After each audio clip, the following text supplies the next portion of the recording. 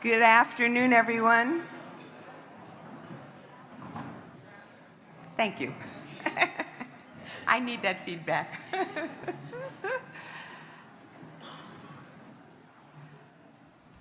So we're about to move into the second session, and I was not able to be here this morning for the first session, but I heard it was quite lively. And I also understand that some of the issues that you have raised are actually going to be part of the discussion that we will have in this session. So I'm Phoebe Haddon. I'm Chancellor of Rutgers University Camden, but I'm also a board member in the Federal Reserve Bank of Philadelphia. Very pleased to be here. As Chancellor of Rutgers, I've had a great opportunity to be part of an urban resurgence that is truly redefining the city of Camden. So I'd be happy if you would be patient with me and give me a couple of minutes to talk about that a bit. First of all, our mayor, Dana Red, who is a Rutgers Camden graduate, calls it Camden Rising, and I'm sure most of you have heard that term, and some of you don't believe that it's happening. But it is the mantra that is driving the remarkable changes that are happening just a few short miles from here. Buildings are rising. Companies large and small, including Subaru, Lockheed Martin, the Sixers, and Holtec, are locating in the city. They've started building or they already are housed there, and I've been involved in many of the conversations about how we look to the future with them. Housing stock is also increasing in demand. So at Rutgers, our enrollment is at an all-time high. We had 1,000 new students this year, many more than in the past, and it's because we've been attracting students who are committed to the urban experience. These are all very good things. They're indicators of a success in a city, but another element that requires attention, it requires it in Camden, it requires it in Philadelphia, in Detroit, any city, is the education of the community. So we know that prosperity demands a well-trained workforce and a school system that will uplift families and help them to thrive. But the harsh reality is that that has not happened, and that many critical issues face us that have been present for the last 50 years or so. The unemployment gap between African Americans and whites have largely not changed since 1964. If anything, it's deteriorated. Black unemployment rate in 1963 was about 10.9%. White unemployment rate in that year was 5%. Black unemployment rate as of July 2013 was 12.6%. White unemployment rate that year was 6.6%. Income disparities continue, obviously. In fact, the income gap between whites and African Americans and Latinos have increased. Difference in black and white incomes in 1967 was about $19,000. Difference in black and white income in 2011 was about $27,000. Differences between white and Hispanic incomes in 1970 was about $15,500. Difference between white and Hispanics, about $27,000 in 2011. So when it comes to educational attainment, white adults continue to command a greater percentage of the population with at least a high school education as compared with African American adults. While the numbers have improved since 1964, they are not at parity, and we know that. The share of white adults with at least a high school education in 1964 was 51%, and the share of black adults with at least that education was 27%. Share of white adults with at least a high school education in 2012, 92%. The share for blacks, 86%. So as noted in a recent poll from the American Planning Association, baby boomers and millennials agree on one thing, and that is a strong desire for municipalities to invest in education. Millennials and baby boomers both reported a loss of confidence in the national economy, and 3/4 of millennials and 65% of active baby boomers believe that the economy is fundamentally flawed. 69% of millennials and 64% of boomers said the U.S. economy will stay the same or get worse, they said, in the next 5 years. But nearly 2/3 of those respondents who felt that, that these were the problems, also said that money invested in education was a productive way to grow the economy. So I know, and I hope you understand, that education is the connective tissue for urban centers and for prosperity. We see this every day at Rutgers Camden, and as an anchor institution, we're engaged in deeply connecting our students, our faculty, and our community partners in the enterprise of building up the school district and doing other things in Camden to create that opportunity for rising. We recognize that income disparities may prevent students from mid to low income families from attaining the education they need to succeed unless we work hard. Even with financial aid, these students must still find ways to finance remaining college costs. Recent reports have documented that about 40% of students experience some form of food deprivation and hunger, and for some, attending may be simply out of the question. And we have food pantries on our campus, but we have them all across the campuses in Rutgers. So this is not just a problem of Camden. At Rutgers University Camden, we launched Bridging the Gap, which is an innovative financial support program for working families, and one that dramatically reduces the amount of tuition or eliminates it altogether, depending on family income.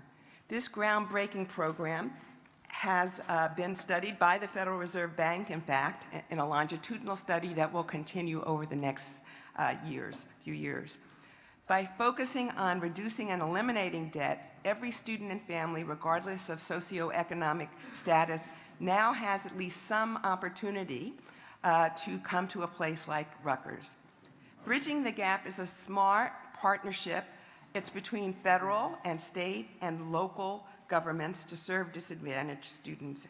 And it's one that can be a model for higher education across the country. So by investing in our students, we are investing in the economic and social vitality of our communities. We produce problem solvers who will help us confront the remedies and ills of our world and become better engaged citizens. So that's the whole plan that's behind this project. As a public university, Rutgers Camden embraces the commitment to being a force for comprehensive and lasting change. We do this by partnering with a group that we call Eds and Meds in Camden, and that means that we have an entire corridor of activity that's going on, and that's producing about $2 billion in income as measured in 2014, and has increased since then. Eds and Meds represent 1 out of every 3 jobs that are occurring now in Camden, and Eds and Meds is expected to continue to increase with the influx of other corporations. We're committed to expanding the vitalization in this city, and one way we have done that concretely, no pun intended, is in building, or I guess intended, and building a $62 million nursing and science building that just opened this fall. This will further solidify the health sciences education focus that we have, and that's part of this Eds and Meds opportunity. We also recently broke ground on a $70 million joint health sciences building in Camden near Cooper Hospital. And that's all good, but that's what every anchor institution tries to do in a city like Camden or Philadelphia. What we also do at Rutgers Camden is invest in human capital. So many of you may know about the Netter Center in Philadelphia. We have similar kinds of programs, after-school, engaged civic learning courses, and college access programs that help make our students civically engaged and minded. And for those current students, we weave civic engagement into the entire program so that they come to understand that this is part of what they have to do. We have found that these civic engagement courses also make students more likely to graduate on time, the more so if they are first-generation students. Conversely, we have also found that our first-generation students that don't participate in these kinds of high-impact courses have lower graduation rates. So there's a method in this madness. And it's something that many small research universities like ours are engaged in, but it's also committed to the proposition that equity in representation and participation is really critical, and we've got to find ways like this to make sure children actually thrive in their education before college and succeed at college. We have also other programs like Families College Prep Assistance that helps families understand how to fund college. We have a Northern Camden Partnership Program that places Rutgers students in Camden grade schools, and we support the Rutgers cooperation with the LEAP Academy, which is a university charter program. We also have at Rutgers a Rutgers Future Scholars program that says at about an 8th grade, if you're identified by your teachers, you can come and do work at Rutgers, and when you graduate from high school, you can actually come to Rutgers, either in the Camden location or New Brunswick or Newark, if you are able to. Other programs are centered around really developing a sense of civic engagement that crosses the bridge here in Philadelphia as well as in South Jersey. So I'm very proud of what we're doing, but now we're going to hear from 2 other scholars who will further illustrate the connection between education and vitality. And I'm going to go walk over there, but before I do, I'm going to say our first presenter is Dr. Ingrid Gould Ellen, the Paulette Goddard Professor of Urban Policy and Planning and the Director for the Furman Center for Real Estate and Urban Policy, both at New York University. So I'm taking my walk, and will the panelists please join me over there?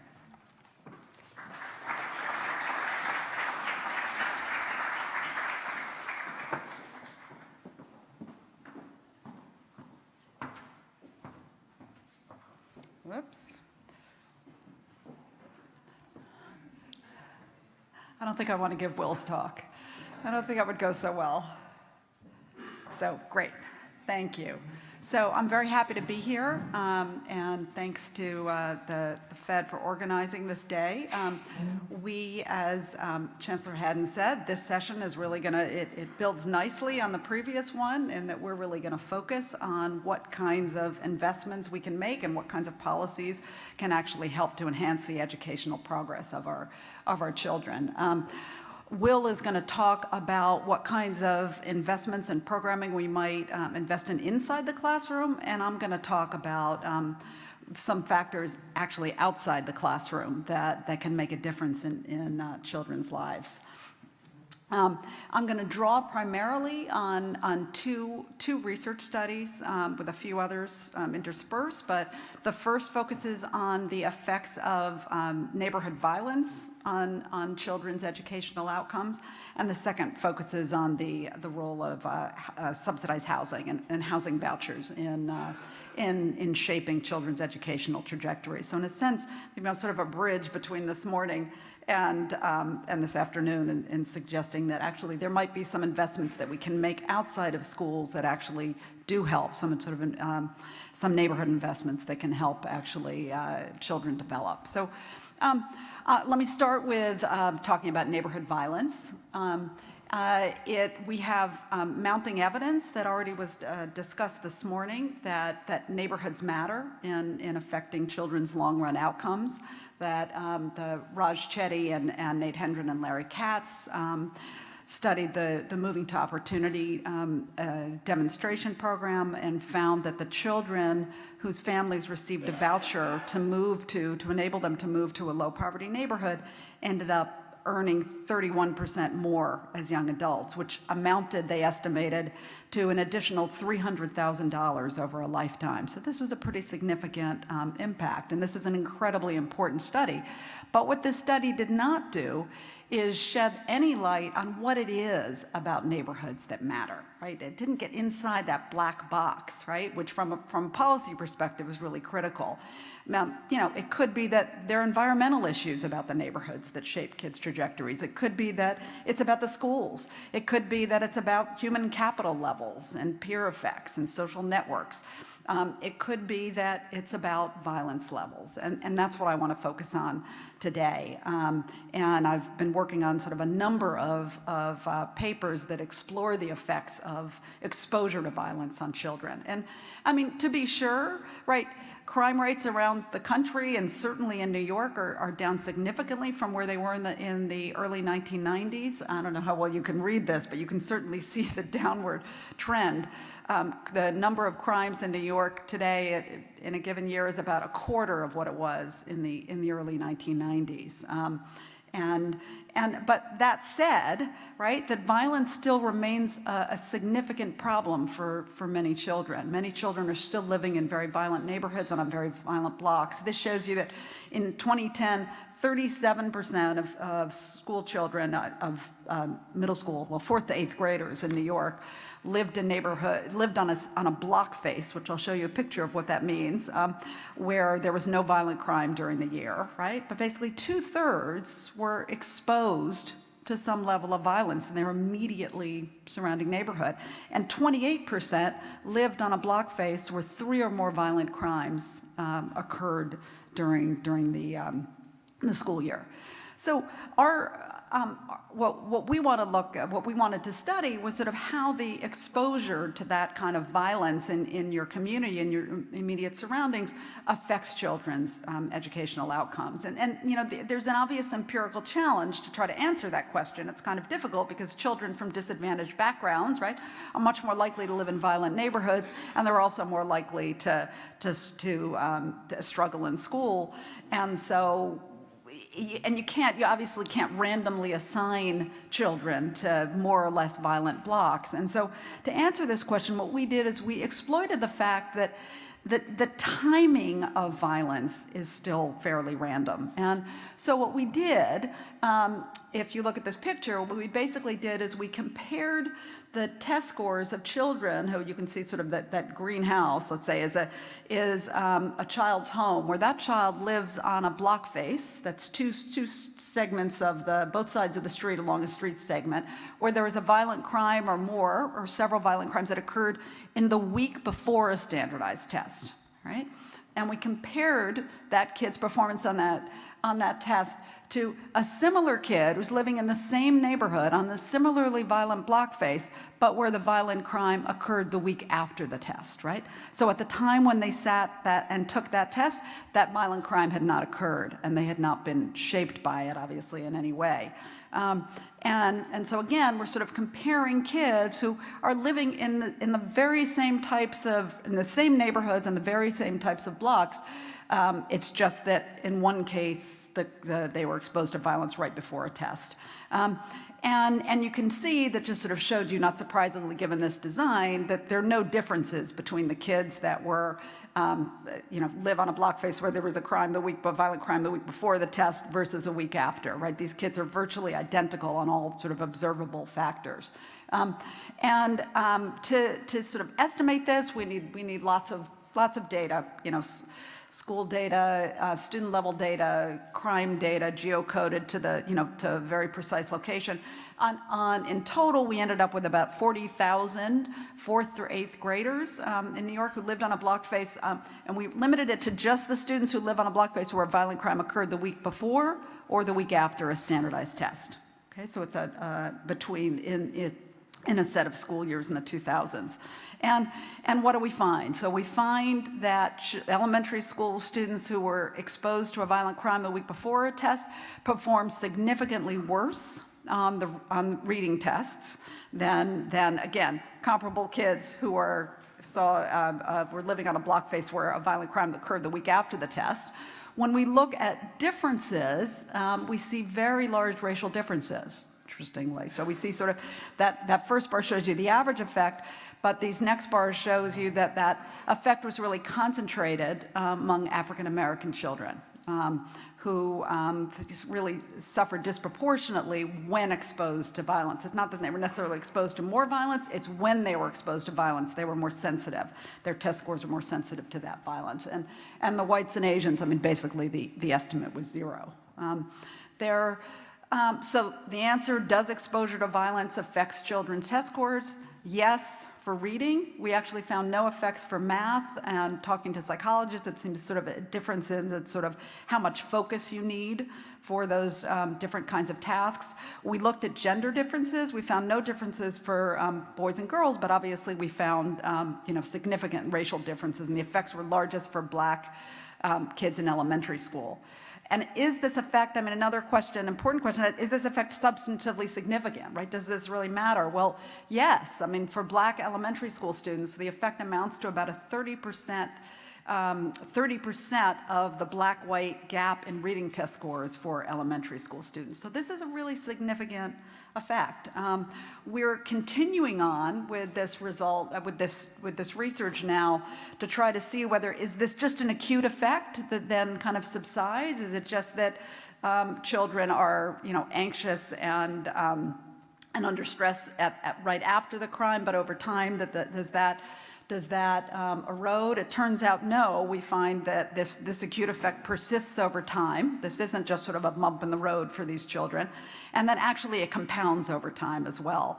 That the effect of an additional exposure to crime actually increases with a student's prior history of exposure to violence. So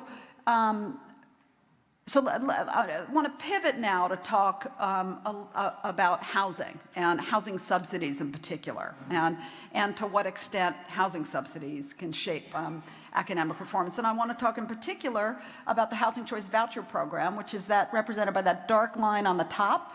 About 2.2 million households in the United States receive vouchers, and those households include about 2.5 million children.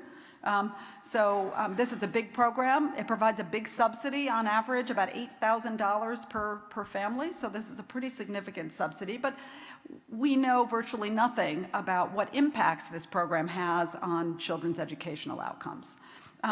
Just a few quick words about the voucher program. I mean, basically this is a program, it's a tenant-based program, so eligible low-income households rent homes. They use the voucher to rent homes in the private market. They pay 30% of their income on rent generally, and the government pays the difference between that amount and the rent up to a locally defined payment standard, a ceiling.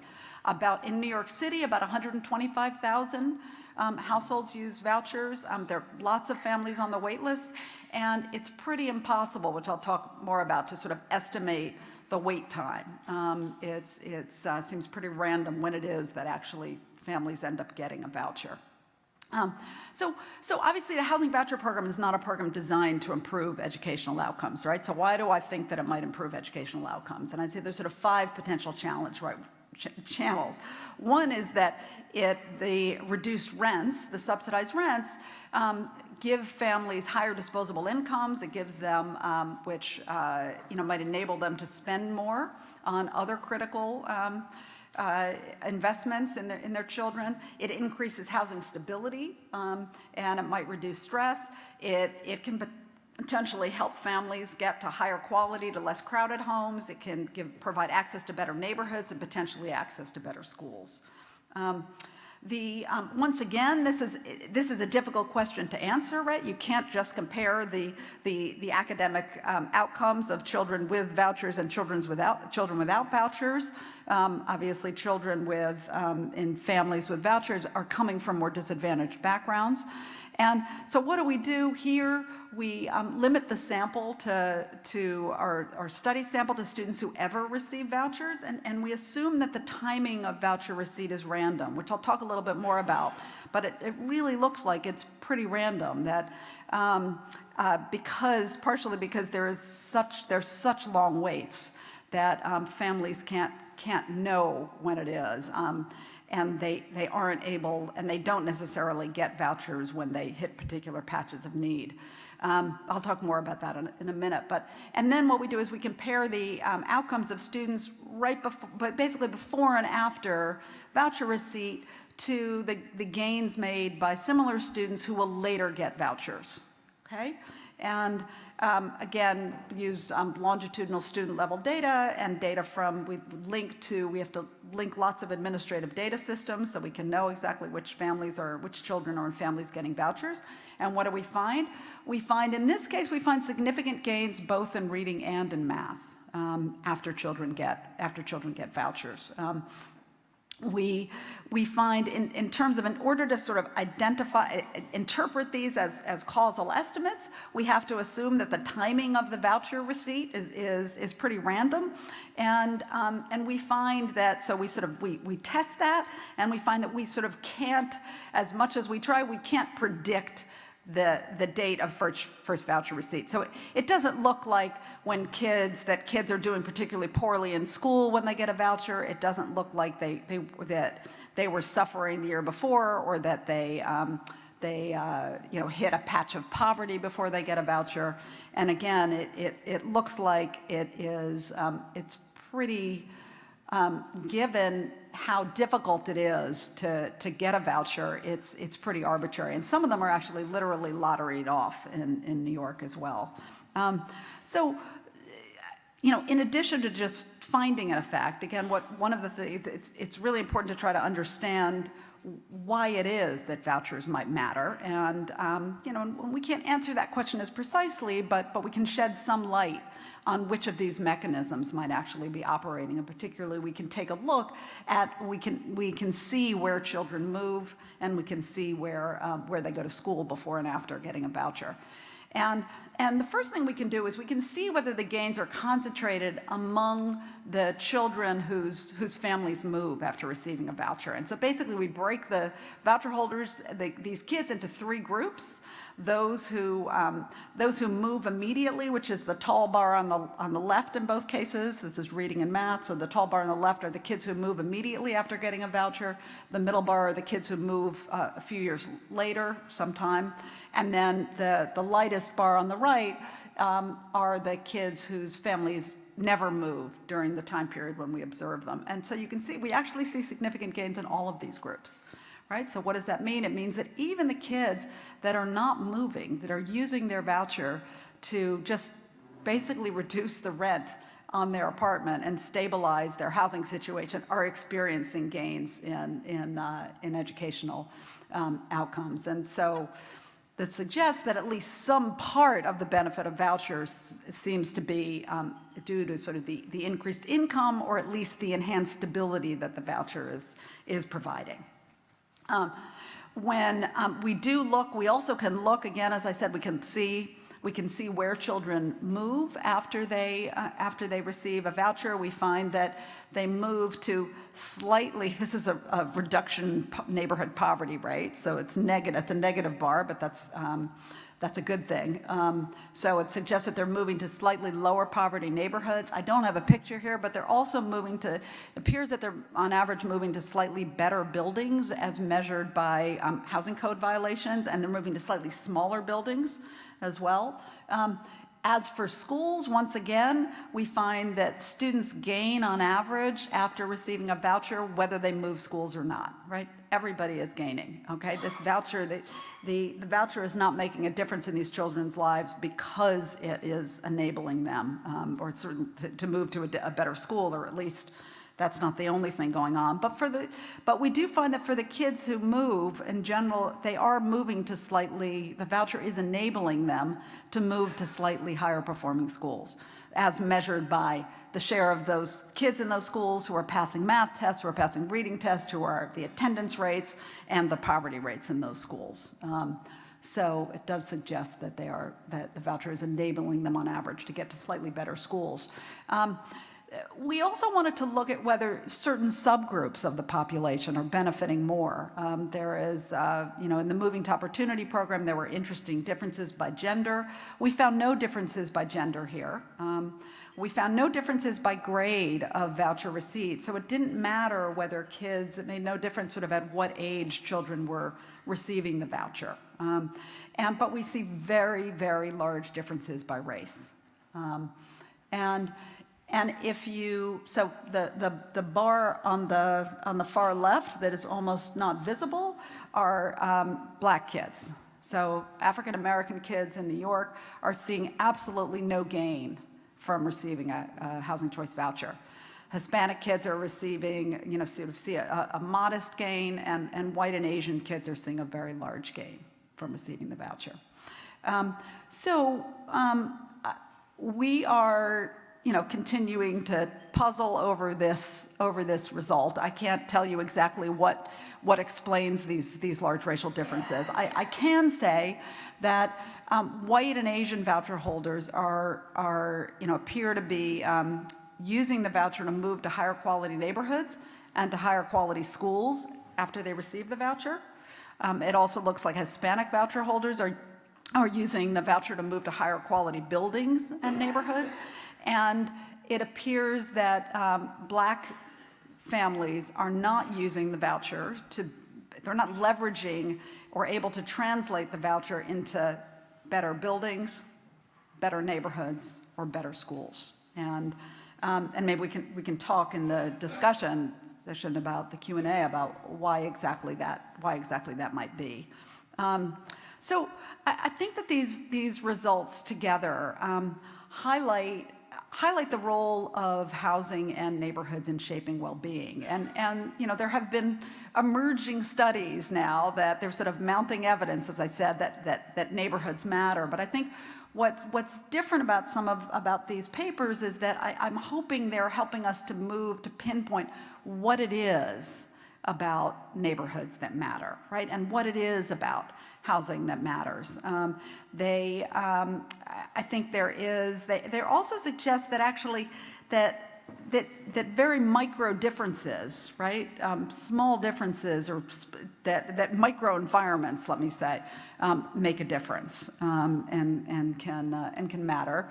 I think there's a big question about obviously about generalizable. Both of these studies are situated in New York City, so I think we should be trying to replicate these elsewhere.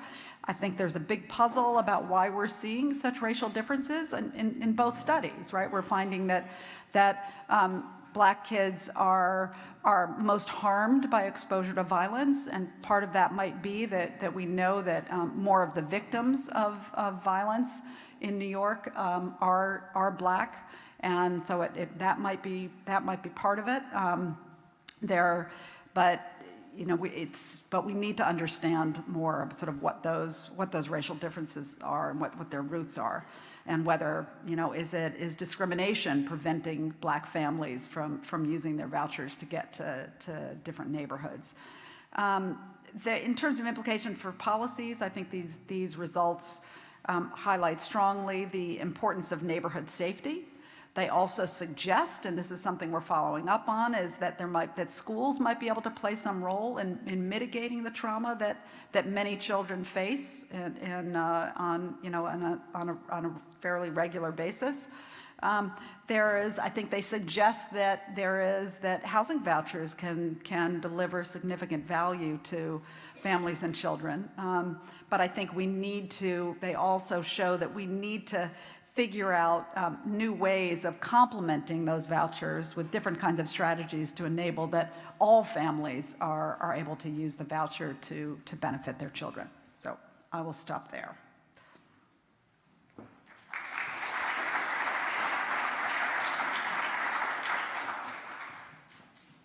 So our next presenter is Dr. Will Dobby, an assistant professor of economics and public affairs at Princeton. Great, thank you so much for having me. So that was a really good segue into my talk, which is essentially what can schools do and why do schools matter? So I want to start out just with some really depressing facts to set the stage.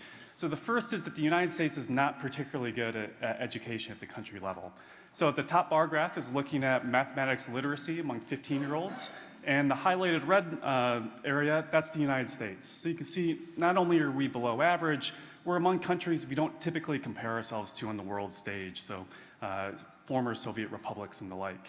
And it's not for lack of trying. So other than Luxembourg, we're sort of among the highest spending countries in the world when it comes to education. So at a very high level, without thinking too hard about it, you'd say we're not really getting very much despite spending an awful lot of money. Now, the data only look worse when we look within the country and look across groups. So this data is from the nation's report card, NAEP scores, and we can break down those scores by race for the 20 largest cities in the US, or 20 of the largest cities. And what you see is there are a number of cities that are doing okay when it comes to the education of white kids. So there's a number of places that have 70 to 80% proficiency rates in either math or reading. But there's not a single city in the United States where we have data where more than 25% of minority students are scoring proficient. So the absolute best case scenario that we have in an urban area is about 25%. So I did look before. Philadelphia is just not doing well for any groups, as it turns out. Even the white proficiency rates are only about 30% in Philadelphia. And this looks similar for fourth grade. So not only do we do poorly on the world level, we also seem to do very poorly for specific groups of students within the country, particularly in urban areas. Now, the reason this matters is anytime we look at longer life outcomes, test scores seem to be one of the more important determinants, or at least explanatory factors, for some of the gaps that we've talked about throughout the day. So just for example, the raw gap in wages between black and white men is about 28% in this country. That virtually goes away once you control for 8th to 10th grade test scores. So is that necessarily causal? We don't know, but it's at least suggestive of the fact that if we can fix the black-white achievement gap, perhaps we can also fix the black-white wage gap. It's not quite as extreme when we look at other outcomes, but you're going to see a very similar pattern if we look at things like unemployment, whether someone has savings, whether they're going to college, and so on and so forth. So if you're looking for a silver bullet, you could do worse than looking at education, is kind of the point. Now, the problem is we don't really have a great idea of what works. So I know you can't really read this graph. That's okay. Let me describe it. So that big dark line, kind of the extreme your left, is the black-white achievement gap in Z-scores. So it's about 0.9 standard deviations in most data sets. All the way along the x-axis are all the interventions that we've tried over the years. And we've tried to make it standardized in terms of the units we're using, and it's a per-year impact. Now, what you can see is that even though there are a number of programs that are beneficial, mostly the early education programs, none of them account for more than about 1/5 of the racial achievement gap. So yes, these programs are absolutely worth doing, but they're absolutely not going to fix the problem on their own. You know, we can't really scale up pre-K education and do it 5 years in a row and fix the achievement gap. We only have 1 year where we can actually do that. And the programs that we can add, over the years, they have much smaller impacts per year. And so it just doesn't seem like any of the traditional solutions are going to make much of a dent on what seems like a crucial problem. It's the same message when we look at more conventional solutions like class size or increasing the number of teachers that have a master's degree or a PhD.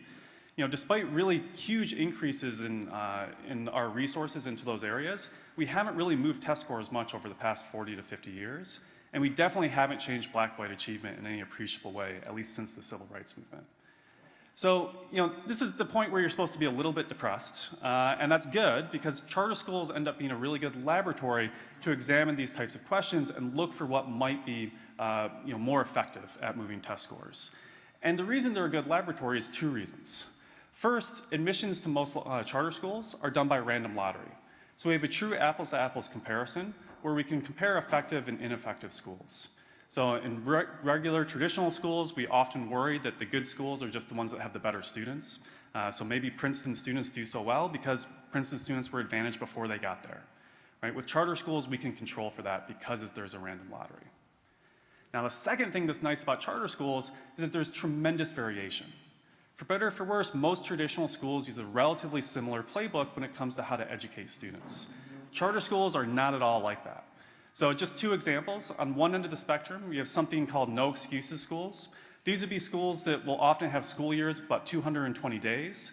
The school day is about 8 to 9 hours, and it's heavily focused on test scores. So all of the instruction, all of the kind of day-to-day things that the school does are really unapologetically about moving test scores.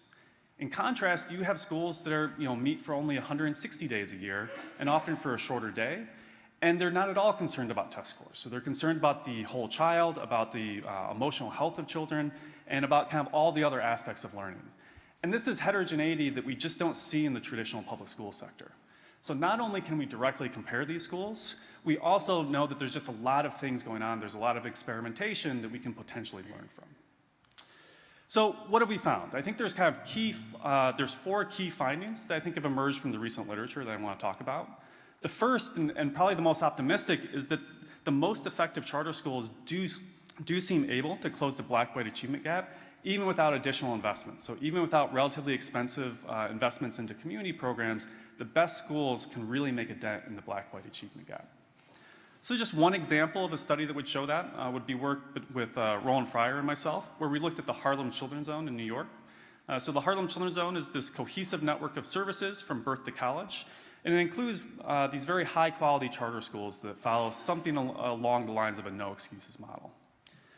Now, what we do in the paper is we first start by just looking at lottery winners and lottery losers to see if this incredible bundle of services that include both the community programs and the school programs, whether they can close the black-white achievement gap. And then we try to get inside the black box to determine which services are actually the most important. So what's really nice about the lottery studies is it's very easy to display the results. That blue line are lottery winners for the Harlem Children's Zone Middle School that starts in 6th grade. The orange line would be lottery losers. And as you'd expect from a random lottery, they look very, very similar before the school ever starts. But as soon as the lottery winners are able to attend, you can see that their math scores just jump up. And this actually doesn't even account for the fact that not all of the lottery winners attend the school. Once we adjust for that fact, the typical lottery winner who attends the school is actually outperforming the average white student in New York City. So in just 3 years, the Harlem Children's Zone seems able to close the black-white achievement gap in math. And remember, we didn't see a single other intervention that was able to have that kind of impact year after year. Now, it's a little bit less optimistic for reading or for English language arts. There, we're seeing much smaller effects, and the effects are not going to be statistically significant. This is going to be a recurring theme throughout the talk. Charter schools seem to have figured out how to move math scores. Reading scores, very much still a mystery. Now, digging inside the black box to figure out what's going on, it seems it really is the schools that matter. So, for example, we can look at students who, lottery winners and lottery losers, within people who are more likely to use the community services, those that live very close to the school, and those that are less likely because they live very far away. And they receive nearly identical benefits of attending the school. So it doesn't seem like you need all these additional investments. You really just need terrific schooling.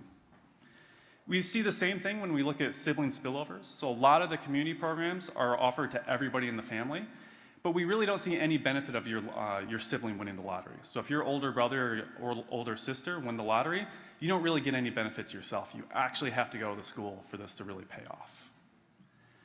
The other thing that's nice is there's been a number of other studies that find very, very similar findings. So, the Harlem Children's Zone is the one all the way on the left. For whatever reason, the reading didn't show up, or the math didn't show up, but they're even higher. And we've seen a number of other schools, particularly the Boston charter schools and the KIPP schools, that have very similar effects, even without all the expensive wraparound services.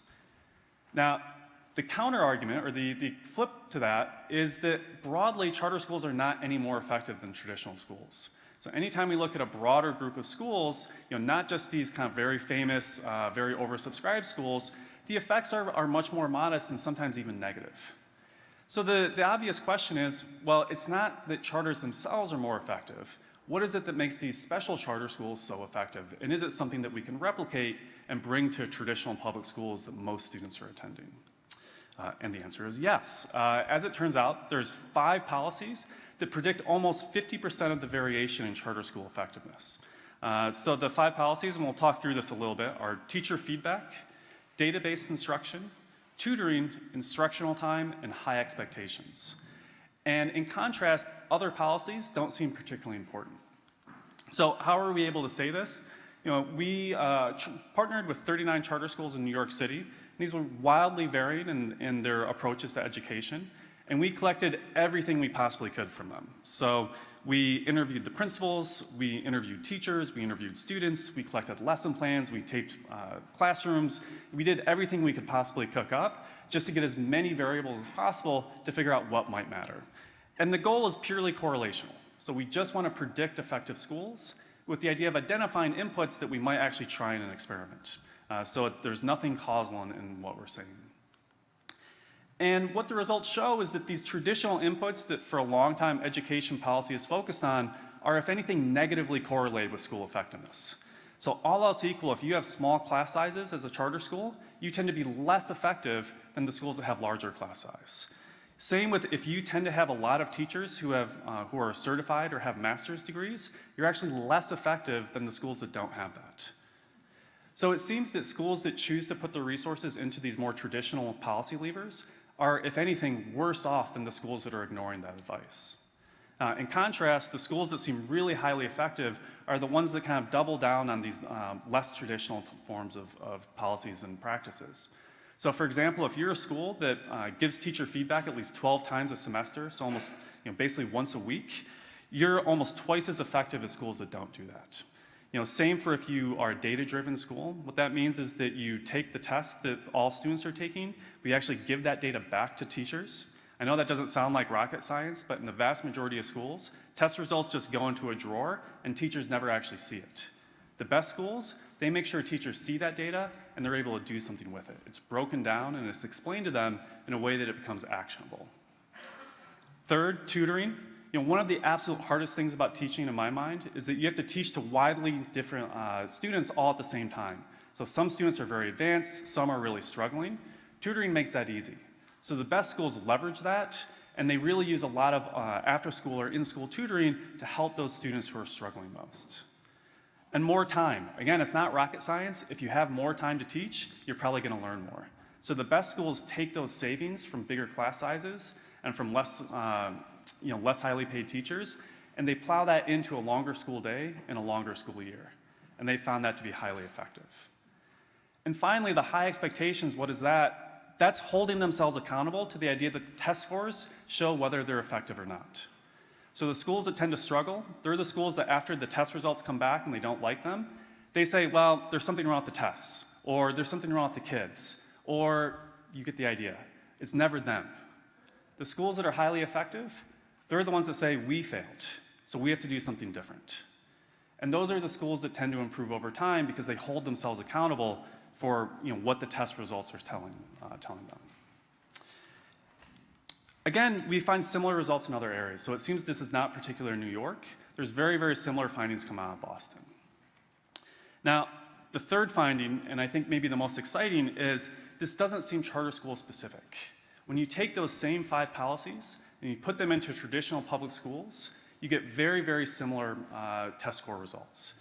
So this is kind of what's most exciting to me because only about 5% of students attend charter schools and far less than that attend effective charter schools. So the fact that this seems to be something that's portable means that it's something that we can potentially scale up. So the study that kind of gets into this is one by Roland Fryer that was published in 2014. And what he did is he took the research from these prior papers and he worked with traditional public schools to implement them as best he could in the context of a traditional public school sector. So what does that mean? So they extended the school day and the school year. So they added about 10 days of school, and they added after school time for all students, particularly those that were struggling. They focused on small group tutoring, at least for some grades and in math. So you'll see they'll present results separately for the tutor grades and the non-tutored. And then human capital management. They really focused on hiring the best teachers and finding other roles for teachers that were struggling in the classroom. So they really tried to upgrade their teaching force and to upgrade their principals. So there were 20 schools that were a part of the study. 19 of the 20 had new principals as a part of the study. So there really was an effort to kind of turn over the staff and move towards a more effective staff. And then finally, they did their best to institute this cultural expectations piece. So they tried to hold themselves accountable to the test score results, and they tried to hold the students accountable to doing well, and that they had those high expectations. So what happened inside the schools? Well, essentially teacher turnover went way up, and in particular what happened was the less effective teachers kind of moved out of the classroom. So the overall teacher value added, or this measure of teacher quality in these schools, that increased a bit over time because even if you are just drawing randomly from the available teachers, you can often do a bit better than the worst teachers in the classroom. So they got rid of the worst teachers and they just brought in whoever they could find, and that upgraded their teaching force. They also instituted a lot of in-classroom activities that seem suggested by charter schools. So they spend a lot more time on instructional activities. So there's a real focus on really spending all the time possible on things that matter for math and reading and related subjects. And there's very clear goals in the classroom. So if anyone's ever walked into a charter school, you'll notice they always write the goals for the day on the blackboard. This is kind of one of these traditional charter techniques to really focus both the students and the teachers on what matters most. And that was the type of thing that they were doing inside the classrooms. Now, the interesting thing, of course, is what happened. And you can see that particularly in tutored grades, the experiment was a huge success. So in the tutored grades, they actually did far better than any charter school results that the policies were based on. And even when you pool across all grades, the results are similar to some of the more effective charter schools. So at least in this context of Houston, it suggests that we can get very similar results even when we're not in a charter school context. So even when we're dealing with all the traditional concerns of the public school sector, these policies just seem like good ideas, period. They're not just good ideas in the charter sector. Now, if you turn that into an ROI or return on investment, because obviously there was a lot of money spent on this, it still looks like a good idea. So the program was called the Apollo program, and you can see that there's really incredible return on investment. So this is their best effort to guess what the long-term effects on wages would be, and then compare that to the cost of the project. And you can see that, along with No Excuses charter schools, these are sort of no-brainers when it comes to public policy, and they far exceed the returns that we'd expect from things like early childhood education, even though those are still good ideas, I think. So, and again, there's been great follow-up work that's kind of pushed this further. So when really highly effective charter schools take over traditional schools, there's also very similar kind of big effects where the schools are improved very, very quickly, which suggests this isn't something particular to this experiment or this city. And more recent work has shown that even if you do a very light touch version of this, where you just send in consultants to help principals get better at their job and institute some of these policies without spending any additional money, you can still get statistically significant results, at least when the principals attend all of the training. So it suggests that there really is something here that we can potentially scale, and potentially would make sense to roll out at a larger level. So the last paper I want to talk about is just, okay, I've talked a lot about test scores, but at the end of the day, who cares? What's happening to kids' lives? And so I think the most recent work that we're kind of doing is saying, well, are later life outcomes also changing?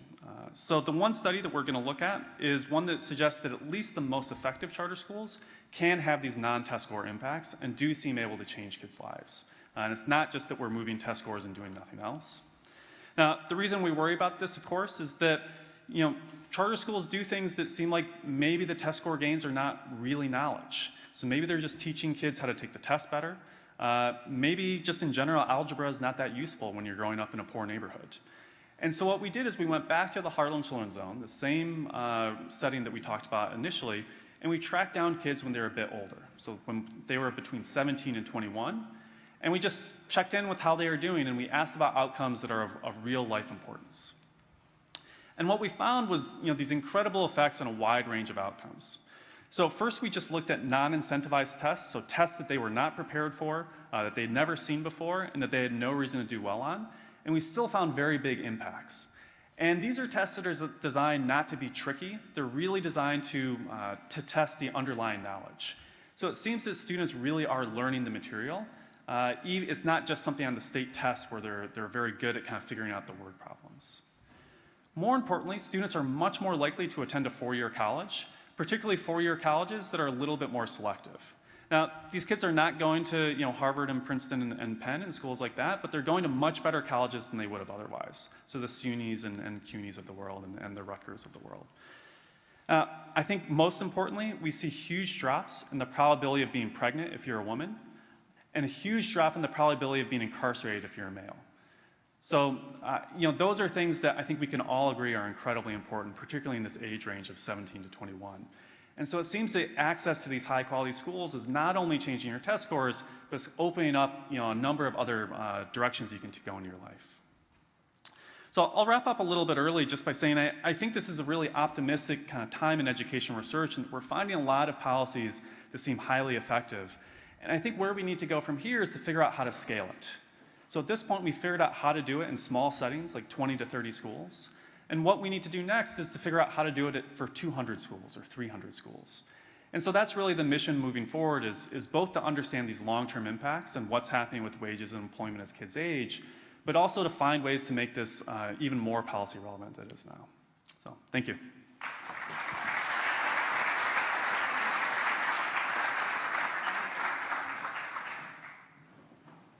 So we have so we have some opportunities for questions.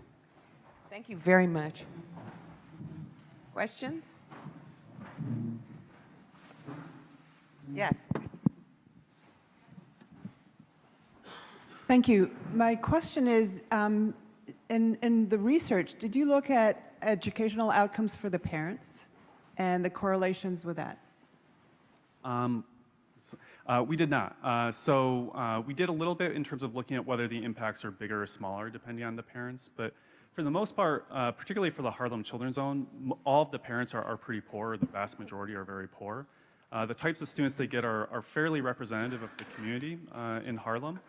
So it's not particularly advantaged parents. The other problem, just practically speaking, is in the school data, we only have very coarse measures of family income. So free and reduced price lunch is sort of a notoriously coarse measure, particularly for these poor communities where almost everyone is eligible. So we haven't done as much there as we would like. Hello. I have a question that may be more for Ingrid, Gould, Ellen.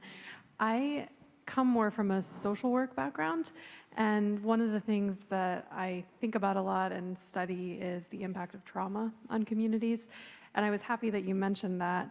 I'm wondering if you have ideas or thoughts for how trauma research and economic policy research can work together to understand and address the problems of our communities. Is that something that's already happening? Is this a trend you see? Thank you. Yeah, I mean, that's a good question. I mean, I think that there is, economists suggesting that childhood trauma does actually make a difference in kids' long-term trajectories. I think economics generally, and generally social science research, quantitative social science research, I should say, falls short. It's sort of then saying, okay, well, how do you address that? So we're trying now to sort of get a sense. We're trying to get into the schools to try to see whether schools can help to moderate some of that trauma, and which schools, are there some schools that seem to be addressing it better. And I've got one student who's sort of trying to go into the schools and find out sort of what programming is going on in some of the schools where kids that are experiencing that, are living in very violent communities and experiencing, being exposed to violence, but are still seem to be thriving. But I don't think we really understand at this point that much about what, or at least I don't, about about what we can do to actually address that. Obviously, we should be doing what we can to prevent that violence. But then there's the question is, if it happens, what can you do to help those kids to bounce back? Professor Dobby, hope I'm pronouncing your name properly. I believe you indicated that you were able to convince, was it the Houston School Board, to apply the best practices that you found from charter schools to them? Have you tried elsewhere, such as New York or wherever? I suspect the teachers' unions would send you death threats if you were to try that. So I have to be careful here. My older brother works for the teachers union, so so as actually Professor Fryer was the one that did the Houston experiment, and I believe he's worked with a number of other districts. So Denver in particular, I know he's worked with, and I believe he's been in conversations with other districts, but I'm not sure where he is with that process. But the plan is to work with any district that would be interested. Like you said, there's always political opposition, and sometimes that comes from teachers unions, but also sometimes it comes from other sources. So even in Houston, after the experiment started to work, there was some pushback because parents of more affluent schools wanted the same services. And they were basically asking, why are we putting all the best services into the struggling schools? We should really move that over to the better neighborhoods. So there's always going to be politics involved, absolutely, but I think there is at least some movement to adopting some of these strategies. Do you know much about the principal consultants? Did they come from the school district? Were they the best principals? Did they come outside? I mean, is there something more there? So again, this was Professor Fryer's work, so I'll do my best to summarize, but it wasn't mine. So my understanding there is there was a combination of folks from the district that, the training was designed in coordination with the district. This was also in Houston, but then with outside consultants. So it was some of Professor Fryer's staff and some of the best principals from the original experiment. And just trying to take some of those lessons that came out of the original work and seeing if they could bring that to additional schools. At the end of the day, I think we're still learning, how to get inside the black box, as they say. So, right now we're trying to do everything we can to sort of do lots of different interventions, and that's including the principal consultancy of just getting the best people you can and hoping that that's going to work. Is someone over here?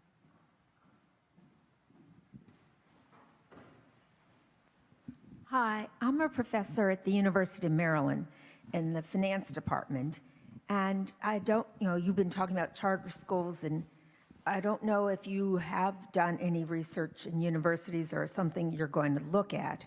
One of the concerns we have is this potential tax bill that's saying they're going to tax tuition benefits, and I wondered if this is an area of research that might make any sense. I mean, certainly, I'm not going to predict what's going to happen in Washington. I have learned that I should not be doing that. But it does seem like this tax bill is likely, anyway, to go through, and I think that it is a concern. I think we were talking last night. It's probably less of a concern at sort of higher resourced universities, but more of a concern at state schools and what this is going to do. So I think it's, but I don't know. Do you think there's any? I mean, Will's more of the education researcher, so I don't know if there's sort of any research that would speak to what effects this might have. But It's a bit of a black box. I mean, there's a lot of moving parts in the tax bill, and as everyone knows, it changes a bit day to day. So I don't think anyone knows with any certainty. but it's certainly not friendly to higher ed. Yeah, that's fair to say, the current proposals. And certainly speaking as someone from higher ed, we are very, very concerned. You mentioned before that one of the positive outcomes was more increased entrance into college. But years ago, for example, in Philadelphia, when generous donors came to certain schools and would pay for anybody who could get into a college, it was found that 90% of them never went beyond the first year. Not only was that therefore not particularly productive for their future, but it turned out to have actually negative effects because they felt they failed. So do you follow not just whether they got into college, but whether they graduated from the college? So we'd like to. So that the kids are still aging, so we're a little bit limited, and there's only so fast that kids get older, despite our best efforts. So we need to wait a couple more years before we can say, but it's absolutely a concern broadly within the charter movement. So there's been a broad recognition that many of their students do not successfully complete college. I think what we don't know is what's happening to the students who never went to a charter school, right? So we always have to keep in mind the comparison. So even if a lot of students drop out who are in the charter school, perhaps still more complete than they would have otherwise. So that's why we're gonna have to go back to the data in another 3 to 4 years. So one thing we do know is that for most students, particularly first-generation students, it's not simply getting into college, and it's not only just having the tuition, as we've been doing, to offer. You have to have support all the way through. So the retention aspect is a real focus of the work that we're now doing with the students who have already been accepted, every day, all day. And then, as I said, many of the students have a hunger issue. So it is a question of support, not just in terms of tuition, and also not just in terms of student success-related opportunities. What we have found, as I said in my introduction, is that having those high-impact course opportunities really is a way of keeping people sustained and interested. It is going to be an interesting opportunity to look at why that is the case, but it is certainly borne out. Yeah, this is more for Professor Allen. You mentioned that white whites did better with housing, white students, excuse me, did better with housing vouchers than black students.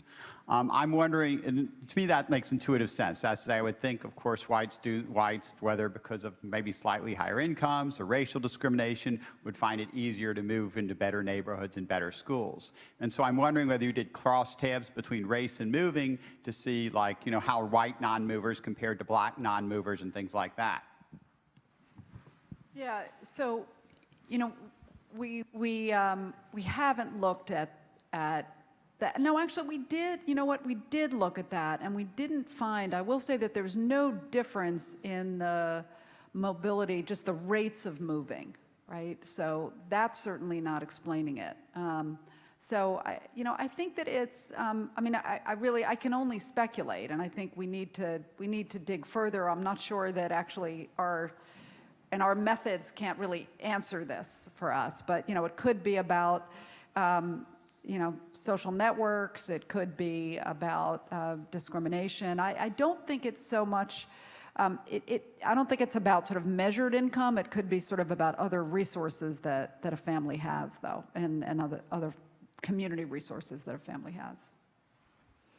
My question was actually a direct follow-up, very similar to that, which is you noted that white and Asian voucher holders moved to higher quality neighborhoods and Hispanic children moved to higher quality buildings. Can you talk a little bit more about what higher quality neighborhoods and higher quality buildings was in your research? Yeah, so that's a really good question, and that's something that we're hoping to improve on in this, is to get more nuanced measures of neighborhood quality. And linking back to the first paper, actually, we haven't looked at differences in violence on the blocks, for instance, where the kids are getting to. All we've done so far is look at poverty rate, but we did find a difference in terms of poverty rate.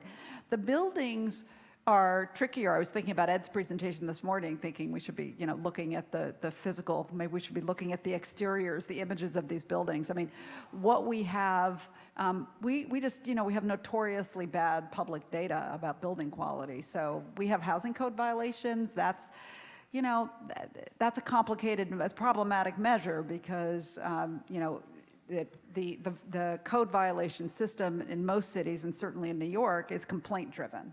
Right, so you could have some really crummy buildings, just no one's complaining about. So we did see some difference on the violations. We did see that voucher holders are moving to smaller buildings, you know, fewer units. So but that's basically, you know, at the moment, we're limited on what we can say about the buildings.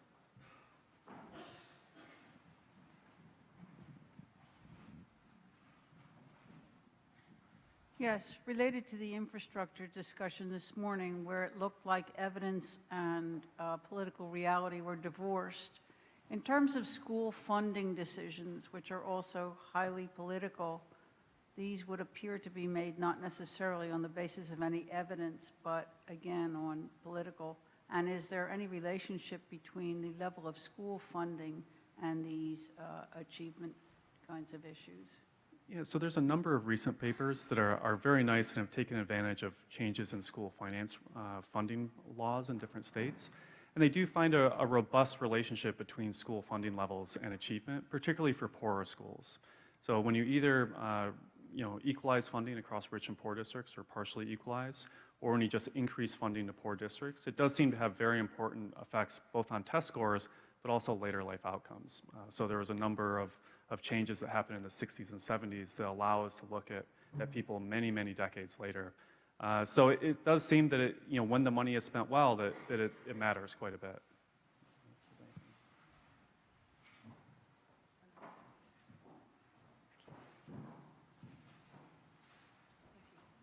Is any of your data, was it filtered for families intact versus grandparents raising grandchildren? What effect does that have on children coming through the school system and coming through these problems? I'm sorry, which one of us was that for? Oh, either one. We don't have great data on that, unfortunately. So, you know, I think we're both limited somewhat by, what's in the data. On the survey study we did that I talked about at the very end, we had a little bit more information on the parents because we were able to ask kids about their family situation. We didn't find any big differences between different types of families. In general, my sense is that the charter schools have a very realistic view towards working with parents of different levels. So some parents are really struggling themselves, and the schools try to provide supports that normally the parent would. Other times the parents are very engaged, and the charter school will work with them. So yeah, but unfortunately we're just a bit limited by the data. Yeah, I mean, the only thing I'd add to that is that I don't think that this is an issue that could be confounding our results because of our research designs in both cases, right? That there's no reason to think that the family structure of sort of the treatment group would be different from the comparison group. But that said, it could be that those families are more sensitive. Maybe there may be kids who are more sensitive to violence because of their family structure, or more likely to benefit from different kinds of schooling interventions, or from housing, better housing interventions.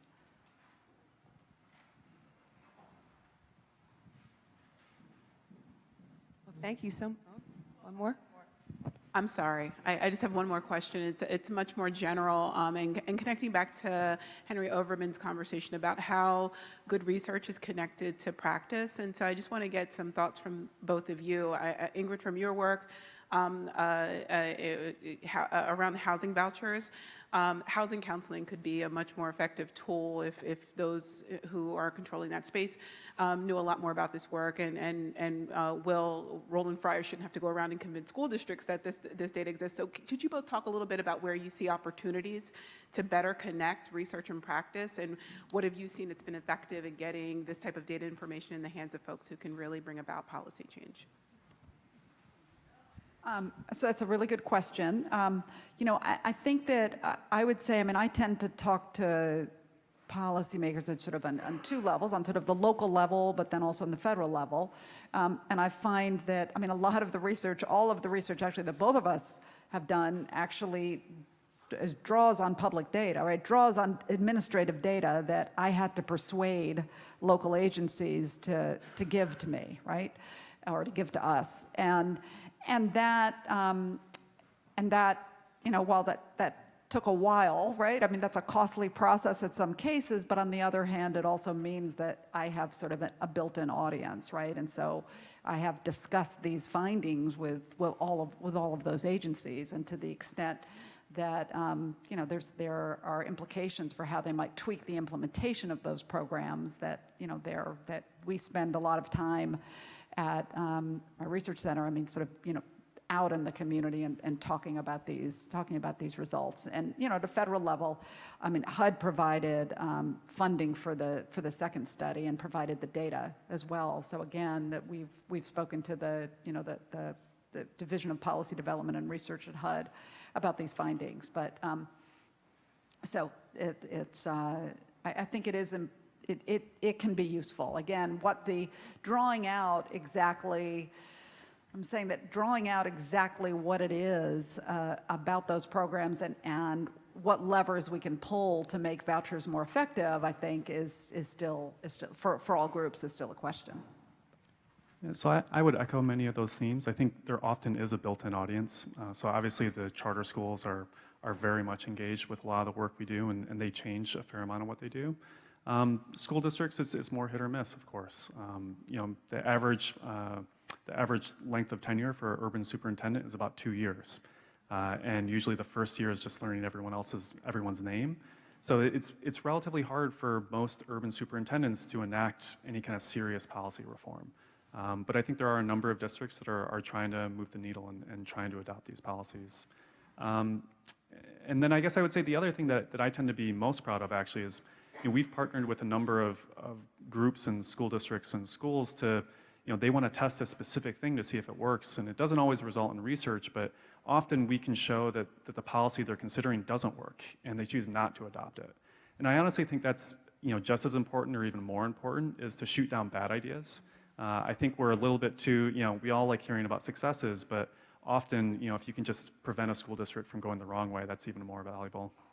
I just want to build on one thing that Will said, because I think it's also true that not all housing authorities are necessarily going to be able to, move nimbly to change their policies. And, there are a set of housing authorities around the country that are a little bit more nimble. And I think that, sort of trying to get some of this research evidence and trying to encourage those housing authorities. So I'm involved in some other studies that are trying to encourage those housing authorities to experiment in ways that can ultimately, improve our understanding of how to make these programs more effective and ultimately, hopefully, persuade let's just say the less nimble housing authorities to change their policies as well.